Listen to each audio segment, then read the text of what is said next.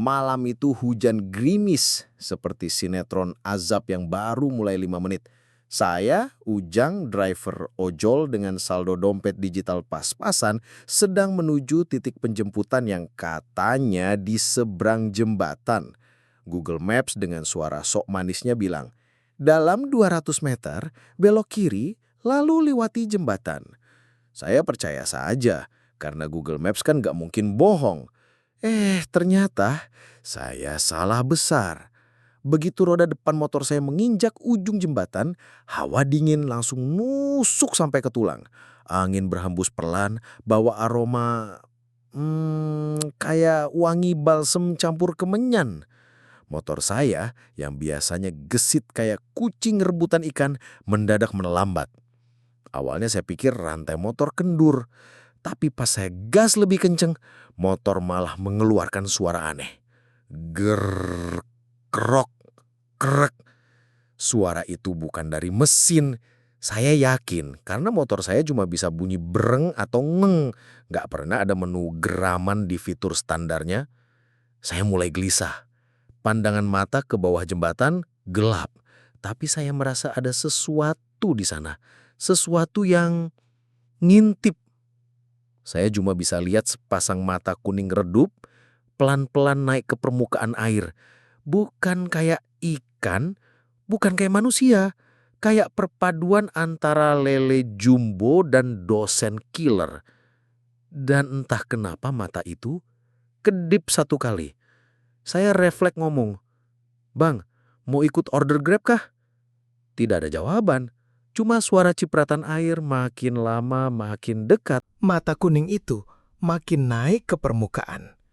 Air di bawah jembatan bergolak pelan, kayak panci mie instan mau mendidih.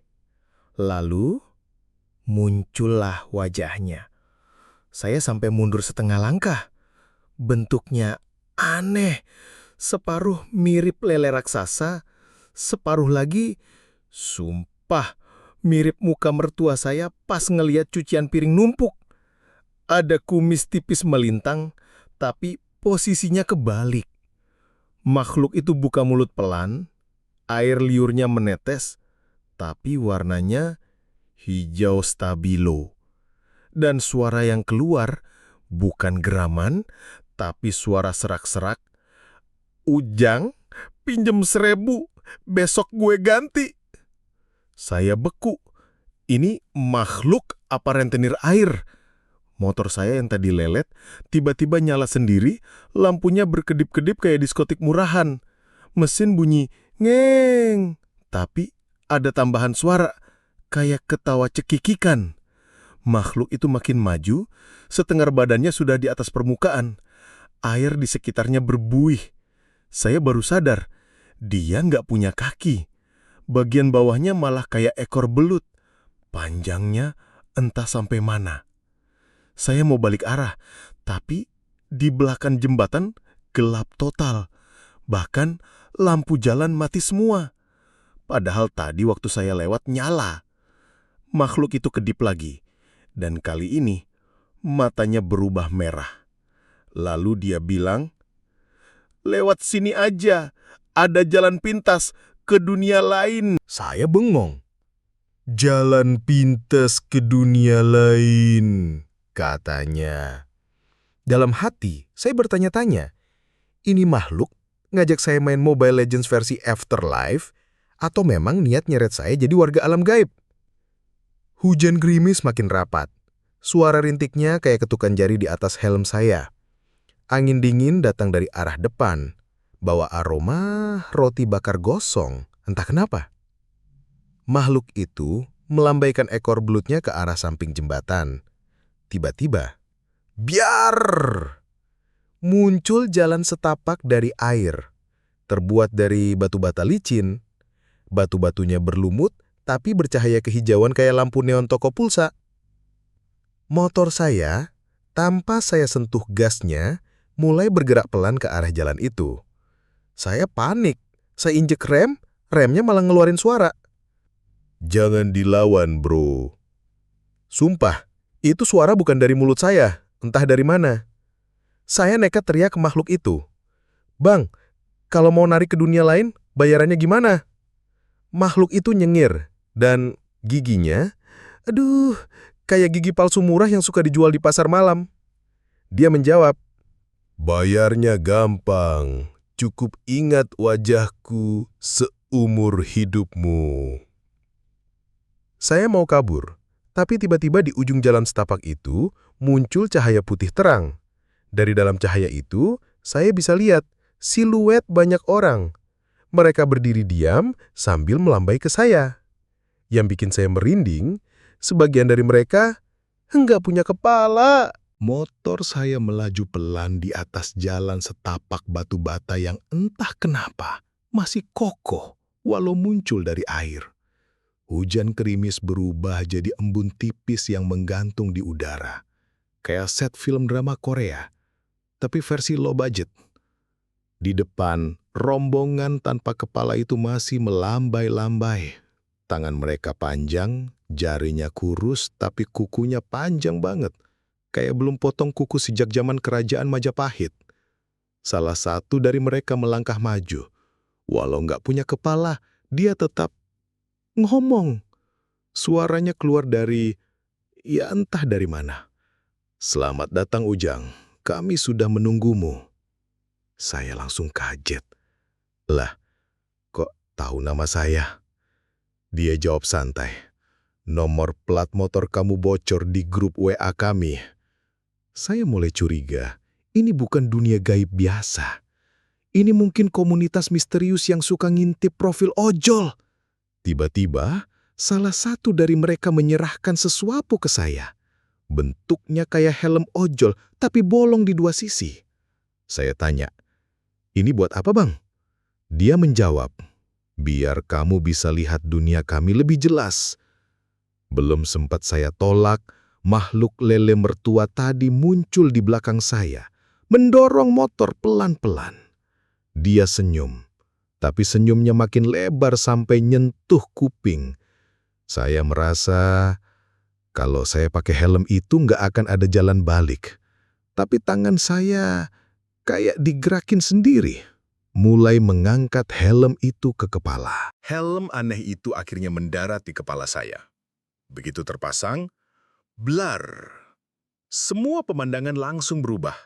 Jembatan yang tadi kokoh, sekarang kelihatan rapuh, bolong-bolong, seperti jemuran yang sudah setahun nggak dicuci. Air di bawahnya bukan air, tapi kumpulan wajah-wajah yang melayang, saling berdesakan, dan berbisik pelan. Rombongan tanpa kepala tadi ternyata punya kepala. Tapi kepalanya bukan di leher, melainkan di perut. Mereka semua senyum lebar, dan giginya bukan gigi manusia, tapi deretan sendok garpu berkarat. Makhluk lele mertua yang dari tadi ngintip, sekarang ukurannya kelihatan jelas. Panjangnya hampir sepanjang 3 metro mini. Ekor belutnya melilit tiang jembatan, dan di punggungnya ada warung kopi kecil. Iya, warung kopi. Ada yang jual pisang goreng di situ. Suara makhluk itu terdengar lebih berat, bergema di dalam helm. Nah, sekarang kamu bisa lihat yang sebenarnya. Saya menelan ludah. Lihat apa? Dia menunjuk ke arah depan.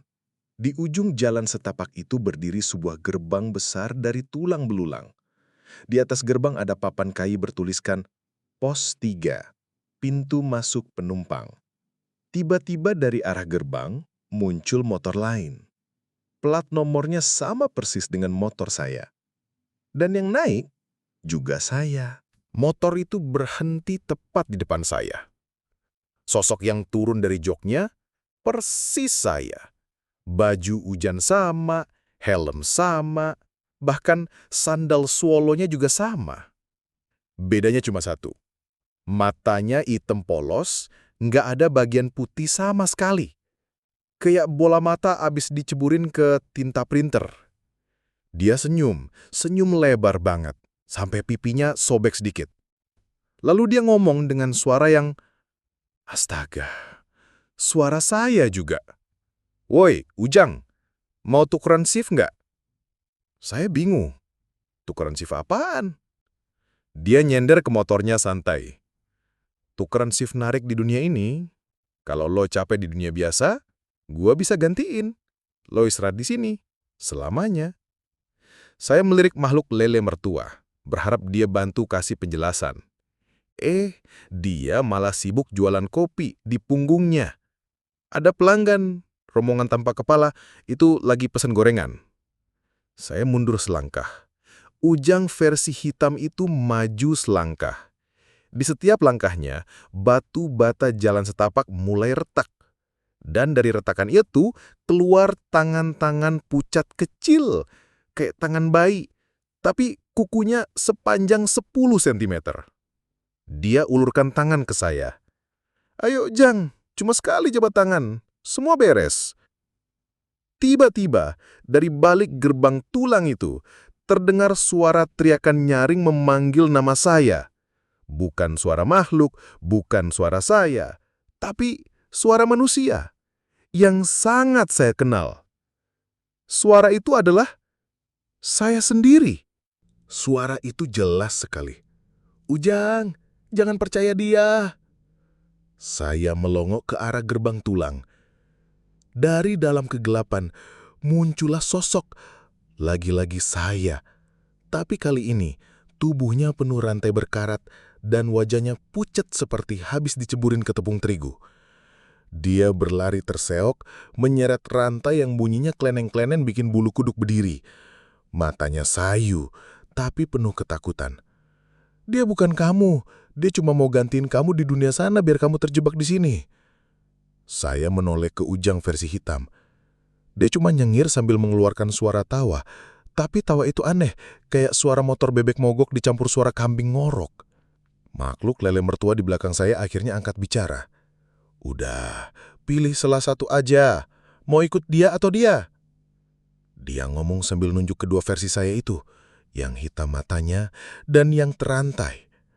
Masalahnya setiap kali makhluk itu menunjuk, jari-jarinya memanjang kayak milidi, terus bunyinya kletek-kletek pas ditarik balik.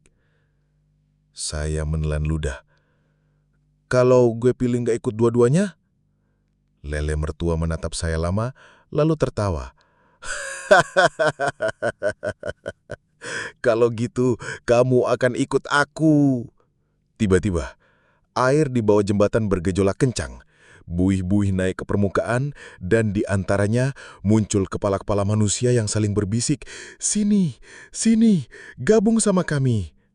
Angin kencang menerpa, hujan berubah jadi percikan air asin, dan tanpa sadar motor saya mulai meluncur langsung menuju gerbang tulang. Motor saya melaju tanpa kendali. Ban depan melintasi ambang gerbang tulang. Begitu masuk, udara berubah. Bau amis bercampur wangi sate kambing gosong langsung nyambar hidung. Langit di atas bukan hitam atau abu-abu, tapi warna ungu keijauan. Aneh, seperti cat tembok gagal campur. Di kejauhan, ada bangunan-bangunan mirip rumah, tapi atapnya berbentuk telapak kaki raksasa. Jalan di depan saya dipenuhi makhluk-makhluk aneh. Ada yang tubuhnya manusia, tapi kepalanya kipas angin. Ada yang jalannya mundur, tapi mukanya selalu menghadap ke depan. Dan ada satu yang bawa plastik belanja isi sayuran, tapi sayurannya semua teriak-teriak minta dilepasin. Di sisi kanan, saya melihat versi terantai dari diri saya ikut berlari di samping motor. Nafasnya terengah-engah, rantai berkarat itu beradu ke tanah, bunyinya keleneng tiap langkah. "Ujang, jangan berhenti. Kalau berhenti, mereka bakal ngajak lo arisan di sini." Saya belum sempat nanya, dari arah kiri muncul versi hitam saya. Mengendarai motor yang rodanya bukan ban, tapi kepala-kepala kecil yang berguling sambil tertawa. Dia berteriak, "Berhenti aja, Jag. Arisannya seru. Hadiahnya bisa jadi warga sini permanen." Makhluk lele mertua ternyata ikut masuk. Badannya membesar hingga menutupi setengah langit. Warung kopi di punggungnya sekarang berubah jadi halte bus. Ada papan jadwal bertuliskan pemberangkatan ke dunia lain setiap 13 menit.